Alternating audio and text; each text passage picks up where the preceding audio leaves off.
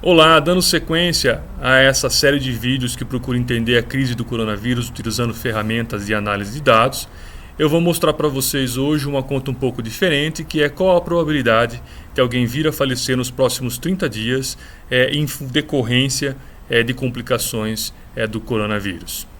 É senso comum dizer que a única certeza que a gente tem na vida é de que vai morrer, e também é consenso que a gente espera que isso aconteça o mais tarde possível. Mas eu nunca vi uma conta que traduza isso numericamente, e é o que eu vou procurar fazer hoje aqui para vocês. A probabilidade de uma pessoa falecer depende de uma série de fatores. Eu listei aqui algum deles, mas é claro que você pode aumentar essa lista muito.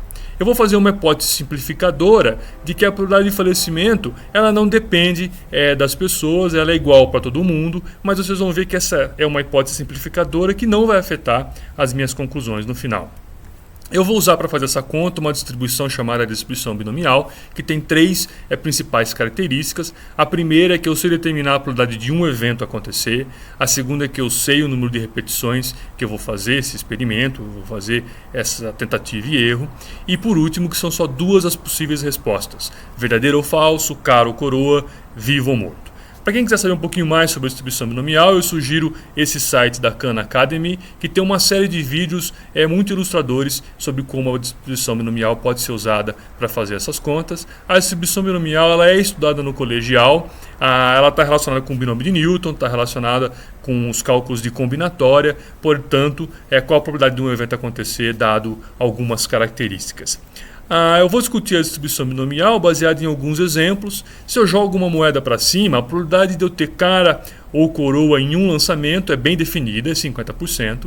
Se eu faço esse experimento 10 vezes, jogando a moeda 10 vezes para cima, cada uma das vezes que eu jogo eu só tenho duas respostas possíveis, cara ou coroa. A distribuição binomial me permite calcular qual que é a probabilidade de eu obter uma cara em 10 lançamentos ou 5 caras em 10 lançamentos. Eu posso usar a função de distribuição binomial também para calcular a probabilidade de um jogador de basquete acertar um lance livre.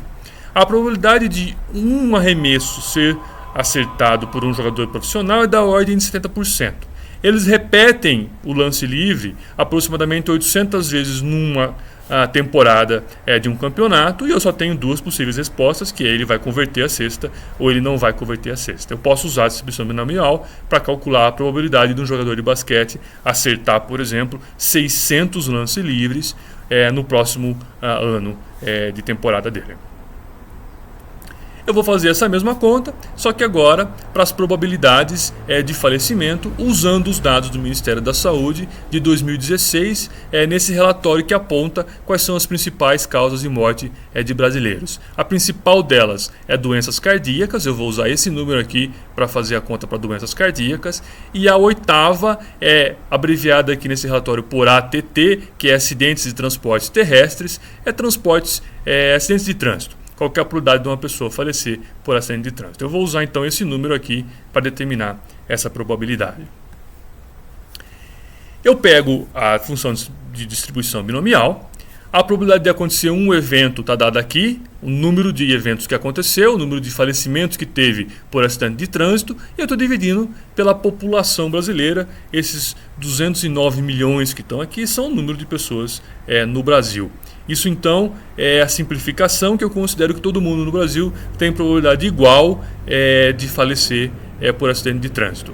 Eu vou fazer a conta para uma pessoa, ou seja, uma repetição, e eu tenho só duas possíveis respostas desse experimento estatístico, assim dizendo que a pessoa pode estar viva ou pode estar morta. Eu aplico a binomial, eu não vou entrar nos detalhes da operação dessa função binomial. Eu usei um programa de computador para fazer essa conta, mas eu consigo calcular então que a probabilidade de você ou de eu morrer nos próximos 30 dias por acidente de trânsito é da ordem de 0,000006%. Eu converti aquele dado que estava em ano por mês para a gente ter uma ideia de projeção mais de curto prazo, que é no próximo mês. Eu posso fazer essa mesma conta agora para o conjunto de 10 pessoas em torno de mim. Ou seja, a ideia é pensar na minha família mais próxima, qual que é a probabilidade de alguém na minha família mais próxima falecer de acidente de trânsito nos próximos 30 dias. Essa conta é muito parecida com a da moeda. Eu estou perguntando aqui qual que é a probabilidade de ter uma cara ao jogar 10 vezes a moeda para cima. Matematicamente é exatamente a mesma conta que eu preciso fazer. E eu fiz essa conta, a probabilidade é 0,002 de alguém da minha família, da ordem de 10 pessoas, falecer de acidente de trânsito nos próximos 30 dias. E eu posso repetir essa conta para 100 pessoas em meu redor e 500 pessoas ao meu redor. Estima-se que é da ordem de 500 pessoas que a gente tem contato pessoal próximo. A probabilidade de uma dentre essas 500 pessoas falecer nos próximos 30 dias por acidente de trânsito é quase 1%, da ordem de 0,9%. Eu fiz essa mesma conta agora para as doenças cardíacas e nós temos aqui a coluna então que dá a probabilidade de uma pessoa falecer dentre a minha família mais próxima, num conjunto de 100 pessoas que eu conheço. Pensa então seus amigos junto com a sua família e todas as pessoas que eu conheço, da ordem de 500 pessoas no contatos pessoais. O que eu quero mostrar aqui é que a probabilidade de se falecer por doenças cardíacas é da ordem de 3 vezes maior do que de se falecer por acidente de trânsito. Todas as contas nessa coluna podem ser comparadas com as contas nessa coluna e a gente vê que a probabilidade de falecer por doenças cardíacas é muito maior.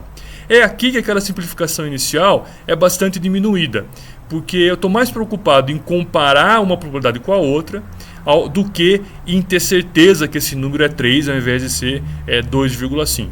Se eu cometi algum erro ao fazer aquela simplificação quando eu calculei essa coluna para a probabilidade de falecimento por acidentes de trânsito, eu também cometi quando eu fiz essa coluna aqui. Então eu posso comparar as duas colunas, minimizando muito a possibilidade de ter cometido algum equívoco.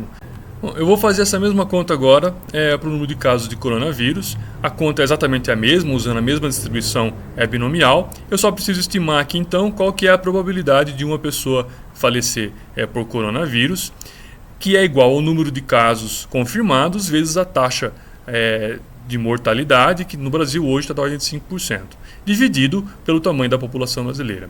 A gente vê aqui já qual que é o problema. Esse número de casos está crescendo exponencialmente. Como a gente viu nos vídeos anteriores, essa figura aqui ilustra o crescimento do número de casos de coronavírus no Brasil. A gente continua crescendo exponencialmente, o que nessa representação aparece por essa linha tracejada vermelha. E se a gente continuar crescendo o número de casos exponencialmente dessa forma, a probabilidade de se falecer vai crescer também exponencialmente, tal como ilustrado nesse gráfico aqui, onde eu calculei a probabilidade de falecimento em função dos dias a partir de hoje, em função de coronavírus, usando a distribuição binomial, como eu expliquei anteriormente. Colocando isso numa tabela, a gente pode ver então aqui a probabilidade de falecimento por coronavírus para cada um daqueles casos. A probabilidade de uma pessoa falecer, dentre todas as que você conhece, é da ordem de 7%. Já é um número compreensível, um número muito alto. A probabilidade de que uma pessoa que você conheça venha a falecer nesses próximos 30 dias, quando comparado a 3% da probabilidade dessa pessoa falecer por casos de doenças cardíacas. E assim por diante. A probabilidade de uma pessoa da sua família mais próxima vir a falecer por coronavírus nos próximos 30 dias é de 0,1%, que é 50 vezes maior do que a probabilidade dela vir a falecer por acidente de trânsito